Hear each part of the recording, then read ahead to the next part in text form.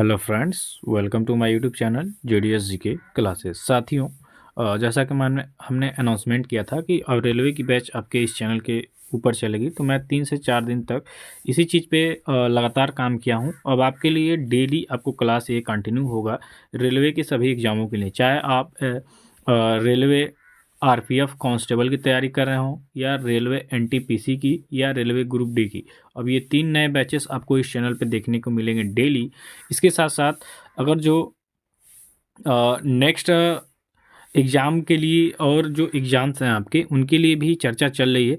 और SSC GD का हमने बैच कर दिया है ख़त्म, क्योंकि बहुत सारे लगभग 70 से 80 प्लस वीडियो दी जा चुकी है, जाके आप प्लेलिस्ट है देख सकते हैं। ठीक, तो आज से स्टार्ट करेंगे हम लोग रेलवे। सबसे पहले आपका आएगा आरपीएफ कांस्टेबल के लिए, ठीक है। इसके बाद एनटीपीसी, और उसके बाद शाम के बैच में ग्रुप डी मिलेगा आपको। तो चलिए स्टार्ट करेंगे। वीडियो पसंद आए लाइक कमेंट शेयर करिएगा। डेली 40 क्वेश्चन आपके सभी में रहेंगे और 30 क्वेश्चन आपके ग्रुप डी में रहेंगे, ठीक है, जीके जीएस के। तो चलिए, फर्स्ट क्वेश्चन है आपका, इन व्यक्तियों में से कौन कैबिनेट मिशन का सदस्य नहीं था? 1946 में कैबिनेट मिशन जो बना था, इनमें 3 सदस्य थे, ठीक है। तो इनमें से आपको बताना है कि कौन ऐसे व्यक्ति हैं जो ये नहीं थे। तो विलियम वुड जो थे, ये नहीं थे कैबिनेट मिशन के सदस्य। बाकी आपके पैथिक लॉरेंस उसके अध्यक्ष थे, स्टेफोर्ड क्रिप्स अध्यक्ष थे, सॉरी, ठीक है। इसके बाद पैथिक लॉरेंस भी थे, एबी अलेक्जेंडर, ये 3 लोग थे आपके कैबिनेट मिशन के सदस्य में। विलियम वुड इस मिशन के सदस्य नहीं थे, तो यहाँ पे आपका ऑप्शन ए करेक्ट हो जाएगा। अगले क्वेश्चन की बात कर लेंगे, संविधान सभा का गठन कब हुआ था? संविधान सभा की बात करेंगे तो ये दिसंबर, ठीक है, 1946 में इसका गठन किया गया था, संविधान सभा का। तो यहाँ पे आपका ऑप्शन नंबर बी करेक्ट हो जाएगा कि संविधान सभा का जो गठन है साथियों, दिसंबर 1946 में हुआ था। इसके बाद आपका नेक्स्ट क्वेश्चन आएगा, भारतीय संविधान दिवस कब मनाया जाता है? तो 26 नवंबर को याद रखिएगा। 26 नवंबर 1949 को भारतीय संविधान सभा द्वारा ये जो आपका संविधान है इसको अपनाया गया था। तो इसलिए 26 नवंबर 19 जो है आपका संविधान दिवस है, कॉन्स्टिट्यूशन डे, इसके रूप में मनाया जाता है। तो 26 नवंबर 1949 को संविधान सभा द्वारा अपनाया गया था। इसके उपलक्ष्य में प्रत्येक वर्ष 26 नवंबर को कॉन्स्टिट्यूशन डे यानी कि संविधान दिवस मनाया जाता है।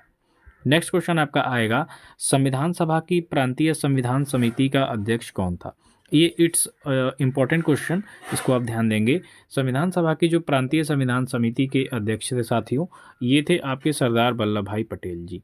देखिए साथियों, आपको रेलवे का अगर जो सभी पीडीएफ प्रैक्टिस के लिए चाहिए, तो मैं अवेलेबल कर दिया हूँ। इसके लिए ग्रुप बनाया गया है, ठीक है, व्हाट्सअप ग्रुप। व्हाट्सअप पे आपको मिलेगा, न कि टेलीग्राम पे। तो आपको हमारे साथ जुड़ना होगा इस नंबर पे 8795 70 72 और 78, ठीक है।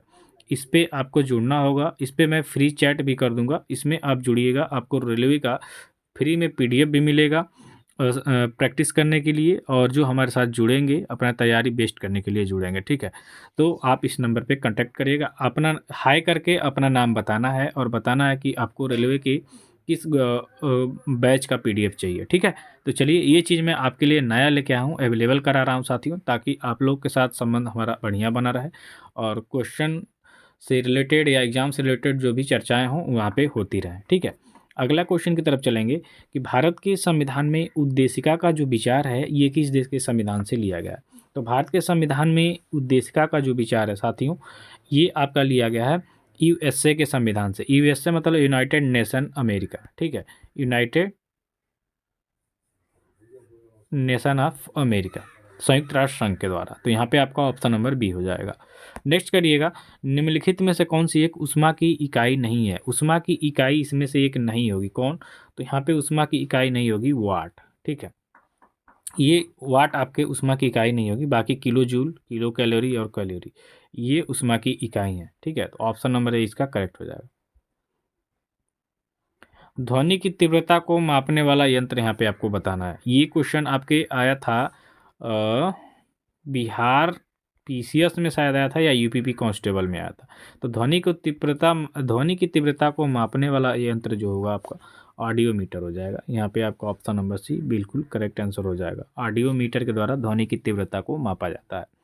नेक्स्ट है, किस ताप पर पानी का घनत्व अधिकतम होता है? तो किस ताप पे हो जाएगा? तो 4 डिग्री सेंटीग्रेड पे साथियों जो पानी होता है इसका घनत्व तो अधिकतम होता है। किस पे? 4 डिग्री सेंटीग्रेड पे। इसको आप जितना रट लेंगे बढ़िया रहेगा। कई सारे एग्जाम में ये क्वेश्चन आता है कि किस ताप पर पानी का घनत्व तो अधिकतम होता है साथियों? 4 डिग्री सेंटीग्रेड। इसके बाद आपका नेक्स्ट क्वेश्चन है, एक कटा हुआ हीरा क्यों जगमगाता है? साइंस से रिलेटेड क्वेश्चन है साथियों, ये इंपॉर्टेंट है। तो पूर्ण आंतरिक परिवर्तन के कारण कटा हुआ हीरा चमकता है, इसको आप याद रखिएगा। ये भी इंपॉर्टेंट क्वेश्चन आपके एग्जाम के लिए होगा। नेक्स्ट है, पसीने का मुख्य उपयोग है, जो हमारे शरीर से पसीना निकलता है इसका मुख्य उपयोग आपको बताना है। ठीक है, तो ये भैया शरीर का ताप नियंत्रित रखने में। देखिए यहाँ पे गलती क्या करेंगे आप लोग, शरीर में 20 पदार्थ निकालने में सबसे ज़्यादा टिक यहीं पे होगा आप लोगों का। तो शरीर का ताप नियंत्रित रखने में पसीने का मुख्य उपयोग होता है। यहाँ पे आपका बी ऑप्शन सही हो जाएगा कि शरीर का ताप नियंत्रित रखने में पसीने का उपयोग होता है। देखिए ये काफ़ी ज़्यादा इम्पोर्टेंट क्वेश्चन सीरीज चलाई जा रही है, ज्वाइन करेंगे आप ही को फायदा होगा। निम्नलिखित में से कौन एक आणविक अखंड है? आणविक अखंड की बात कर लेंगे तो इसमें से आपका हो जाएगा आर्गन। ठीक है, देखिए वायुमंडल में इसकी मात्रा 0.93 भी है आपका परसेंटेज। ठीक, पूछता है ना कि बताइए कि आपके वायुमंडल में फलाना फलाना गैसों की मात्रा, नाइट्रोजन 78, 20 आपका हो जाएगा ऑक्सीजन, 1% के करीब कार्बन, उससे कम हो जाएगा आपका आर्गन। तो 0.93 होता है, तो ये आणविक अखंड है, ऑप्शन नंबर ए हो जाएगा। बर्फ का गलनांक होता है, तो बर्फ का गलनांक कितना होता है साथियों? तो बर्फ का गलनांक होता है 273.15 केल्विन। ये आपका केल्विन है। ठीक है, केल्विन को डिनोट किया है कितना? तो 273.15 केल्विन होता है बर्फ का गलनांक। इसको आप याद रखिएगा, और ये छोटे छोटे एग्जाम में बहुत खतरनाक क्वेश्चन आते हैं, याद रखिएगा। इसके बाद आपका नेक्स्ट क्वेश्चन है कि जल में आसानी से घुलनशील है, तो जल में आसानी से घुलनशील क्या हो जाएगा? अमोनिया हो जाएगा। ठीक है, ऑप्शन नंबर यहाँ पे आपका सी करेक्ट हो जाएगा। देखिए एसएससी जीडी, ठीक, सभी शिफ्टों का एनालिसिस कराया जाएगा डेली, जिस जिस एग्ज़ाम रहेगा आपका, और उससे रिलेटेड क्वेश्चन सीरीज भी आपको दी जाएगी। तो जब भी एग्ज़ाम स्टार्ट होगा उसके तुरंत से ये स्टार्ट हो जाएगा आपका। पीर पंजाल श्रेणी पाई जाती है, पीर पंजाल श्रेणी की बात कर लेंगे तो ये पाई जाती है आपके जम्मू कश्मीर में, इसको याद रखिएगा, ऑप्शन नंबर 1 करेक्ट हो जाएगा। इसके बाद आपका अगला क्वेश्चन है कि दक्षिण भारत की सबसे ऊंची चोटी कौन सी हो जाएगी? तो दक्षिण भारत की सबसे ऊंची चोटी हो जाएगी यहाँ पे अनाईमुड़ी। ऑप्शन नंबर बी इस क्वेश्चन का राइट आंसर हो जाएगा कि तो साउथ में सबसे ऊंची चोटी आप देखेंगे उसका नाम है अनाईमुड़ी। नेक्स्ट क्वेश्चन की बात करेंगे कि 10 डिग्री चैनल पृथक करता है। तो देखिए 10 डिग्री जो चैनल है ये किसको किसको अलग करता है? तो ये अंडमान को निकोबार द्वीप से अलग करता है। तो यहाँ पे आपका ऑप्शन नंबर सी करेक्ट हो जाएगा। यहाँ पे कई लोग देश विदेश में चले जाएंगे, ऐसा नहीं है। निम्नलिखित में से कौन सा राज्य क्षेत्रफल में सबसे छोटा है? तो यहाँ पे आप देखेंगे तो उत्तराखंड ही सबसे छोटा हो जाएगा ऑप्शन के अकॉर्डिंग, क्योंकि इसका 53,000 वर्ग किलो में ही है ये फैला हुआ। बाकी आपका यहाँ पे पहले पर राजस्थान आ जाएगा, दूसरे पे मध्य प्रदेश और तीसरे पे उत्तर प्रदेश, क्योंकि मध्य प्रदेश और राजस्थान 3 लाख प्लस वाले हैं, और उत्तर प्रदेश 2,40,928 है ना, 2,40,928 वर्ग किलोमीटर है। तो यहाँ देखेंगे आप तो सबसे छोटा आपका उत्तराखंड हो जाएगा, क्योंकि उत्तर प्रदेश से ही 11 से 13 जिले लेके बना था। प्रायद्वीपीय भारत में सबसे लंबी नदी यहाँ पे कौन हो जाएगी? तो प्रायद्वीपीय भारत में सबसे लंबी नदी हो जाएगी आपकी गोदावरी नदी। यहाँ पे आपका डी ऑप्शन करेक्ट हो जाएगा। नेक्स्ट है, सरदार सरोवर बांध किस नदी पर बनाया गया है? तो सरदार सरोवर बांध की बात करेंगे तो ये आपके नर्मदा नदी पे बनाया गया है, ऑप्शन नंबर सी इसका करेक्ट हो जाएगा। नेक्स्ट क्वेश्चन आपका आ रहा है कि चेरुथानी बांध किस नदी पे स्थित है? तो चेरुथानी की बात करेंगे तो काबिनी नदी पे स्थित है, यहाँ पे आपका ऑप्शन नंबर डी करेक्ट हो जाएगा। नेक्स्ट है, भारतीय राष्ट्रीय कांग्रेस की स्थापना कब की गई थी? तो भारतीय राष्ट्रीय कांग्रेस की स्थापना हुई थी 1885 में। यहाँ पे आपका सॉरी चेरुथानी बांध यहाँ पे पूछ रहा है ना, तो ये पेरियार नदी हो जाएगा, सॉरी ये आपका पेरियार नदी हो जाएगा। ठीक है, इसके लिए क्षमा चाहते हैं। चेरुथानी बांध आपके पेरियार नदी पे स्थित है। नेक्स्ट है, भारतीय राष्ट्रीय कांग्रेस की स्थापना कब की गई थी? तो 1885 में हुआ था, ए.ओ. ह्यूम ने इसकी स्थापना की थी, याद रखिएगा ये भी, सर ए.ओ. ह्यूम के द्वारा 1885 में भारतीय राष्ट्रीय कांग्रेस की स्थापना हुई थी। इसके बाद है 1857 के विद्रोह में कानपुर में सैनिकों का नेतृत्व किसने किया था? तो 1857 के विद्रोह में कानपुर में सैनिकों का नेतृत्व किया गया था, कानपुर पूछ रहा है ना, तात्या टोपे। यहाँ पे आपका ऑप्शन नंबर सी करेक्ट हो जाएगा। नेक्स्ट है, अखिल भारतीय किसान सभा का गठन कब हुआ था? तो 1936 1936 में अखिल भारतीय किसान सभा का गठन हुआ साथियों। यहाँ पे आपका ऑप्शन नंबर बी बिल्कुल सही उत्तर हो जाएगा। नेक्स्ट है, भारतीय पुनर्जागरण आंदोलन के पिता कौन थे? तो भारतीय पुनर्जागरण आंदोलन के पिता हैं आपके राजा Ram Mohan Roy. Option number A इस क्वेश्चन का बिल्कुल सही विकल्प हो जाएगा। नेक्स्ट है, हम्पी का खुला संग्रहालय किस राज्य में स्थित है? तो हम्पी का खुला संग्रहालय है आपके कर्नाटक में। यहाँ पे आपका ऑप्शन नंबर सी करेक्ट हो जाएगा। तबकात ए नासिरी का लेखक कौन था? तो तबकात ए नासिरी का लेखक था आपका कौन? मिन्हास उस सिराज। ये क्वेश्चन आपके पीसीएस में पूछा था, बिहार पीसीएस में, ठीक, 2024 जो एग्जाम हुआ। तबकात ए नासिरी का लेखक मिन्हास उस सिराज, याद रखिएगा। नेक्स्ट है, भारतीय शास्त्रीय नृत्य की सबसे प्राचीन शैली यहाँ में आपको बताना है। तो भारतीय शास्त्रीय नृत्य की सबसे प्राचीन शैली हो जाएगी भरतनाट्यम। यहाँ पे आपका बी ऑप्शन हो जाएगा। तमिलनाडु का है भैया भारतीय शास्त्रीय नृत्य सबसे प्राचीन शैली भरतनाट्यम। दमयंती जोशी किस शास्त्रीय नृत्य से संबंधित है? तो दमयंती जोशी की बात करेंगे तो ये आपकी कथक की हो जाएंगी। ऑप्शन नंबर डी करेक्ट हो जाएगा। कथक हो जाएगा आपका उत्तर प्रदेश का, ठीक है। इसके बाद देखिए, कुमी नागा लोक नृत्य आपके किस राज्य में प्रचलित है? कुमी नागा हो जाएगा आपके Nagaland. Kumi Naga Nagaland, option number C correct हो जाएगा। नेक्स्ट है, उस्ताद जाकिर हुसैन जिनका हाल ही में मृत्यु हुआ, किस वाद्य यंत्र को बजाने में निपुणता प्राप्त किए थे? तो ये तबला के प्रमुख वादक थे जाकिर हुसैन जी। ऑप्शन नंबर ए हो जाएगा। सिक्किम के लिम्बू समुदाय का पारंपरिक वाद्य यंत्र है उसका क्या नाम है आपको पता है?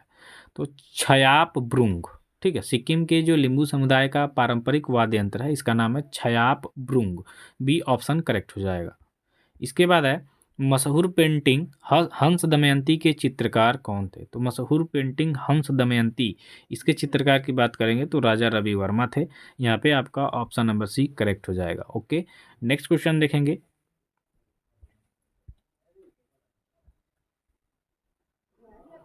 जैन धर्म का सबसे महत्वपूर्ण ग्रंथ आपको बताना है। तो जैन धर्म का सबसे महत्वपूर्ण ग्रंथ है आपका कल्पसूत्र। यहाँ पे आपका डी ऑप्शन करेक्ट हो जाएगा। अगले क्वेश्चन की बात करेंगे कि किस वर्ष विवेकानंद ने विश्व धर्म संसद में भाग लिया था? तो 1893 में, 1893 में इन्होंने विश्व धर्म सभा में भाग लिया था, शिकागो में, जो कि अमेरिका में हुआ था, ठीक है। तो ये आपका ऑप्शन नंबर 1897 में इन्होंने भारत में वो जो क्या है रामकृष्ण मिशन की स्थापना किया था, ठीक है। नेक्स्ट है आपका, रथ यात्रा उत्सव कहाँ मनाया जाता है? तो रथ यात्रा उत्सव मनाया जाता है आपके जगन्नाथपुरी में, यानी कि डी ऑप्शन उड़ीसा हो जाएगा। इसका डी ऑप्शन सही हो जाएगा। इसके बाद आपका है कि सरहुल पर्व का संबंध आपके किस राज्य से हो जाएगा? तो सरहुल पर्व की बात करेंगे तो सरहुल पर्व आपका हो जाएगा झारखंड से संबंधित। तो यहाँ पे आपका ऑप्शन नंबर ए करेक्ट हो जाएगा। नेक्स्ट क्वेश्चन की बात करिए कि चपचार कूट त्यौहार मनाया जाता है। तो चपचार कूट त्यौहार इसकी बात करेंगे तो ये मिजोरम में मनाया जाता है। बी ऑप्शन यहाँ पे आपका बिल्कुल करेक्ट आंसर हो जाएगा, ठीक है। इसके बाद आपका नेक्स्ट क्वेश्चन है कि निम्नलिखित में से कौन सा एक सबसे कम भू क्षेत्र है? तो सबसे कम भू क्षेत्र वाला हो जाएगा आपका ऑस्ट्रेलिया। यहाँ पे आपका सी ऑप्शन करेक्ट हो जाएगा कि निम्नलिखित में से सबसे कम भू क्षेत्र वाला है ऑस्ट्रेलिया। इसके बाद आपका है कि निम्नलिखित में से कौन सा मंदिर कामुक रचना के लिए प्रसिद्ध है? तो कामुक रचना के लिए आपने देखा होगा खजुराहो मंदिर में नग्न मूर्तियाँ बनी हुई हैं काफ़ी सारे कामसूत्र के पोज के अनुरूप। तो ये कामुक रचना के लिए प्रसिद्ध है खजुराहो का मंदिर। यहाँ पे आपका सी ऑप्शन बिल्कुल करेक्ट हो जाएगा। नेक्स्ट है, दक्षिण भारतीय मंदिरों के प्रवेश द्वार को कहा जाता है? तो दक्षिण भारतीय मंदिरों में जो प्रवेश द्वार होता है उसको गोपुर कहा जाता है, ठीक है। ये काफ़ी ज़्यादा इंपॉर्टेंट क्वेश्चन होंगे आपके एग्जाम के लिए। तो यहाँ पे आपका डी ऑप्शन बिल्कुल करेक्ट आंसर हो जाएगा कि दक्षिण भारतीय मंदिरों के प्रवेश द्वार को क्या कहा जाता है साथियों? गोपुर कहा जाता है, ठीक है। चलिए, वीडियो पसंद है तो लाइक कमेंट शेयर जरूर करिएगा।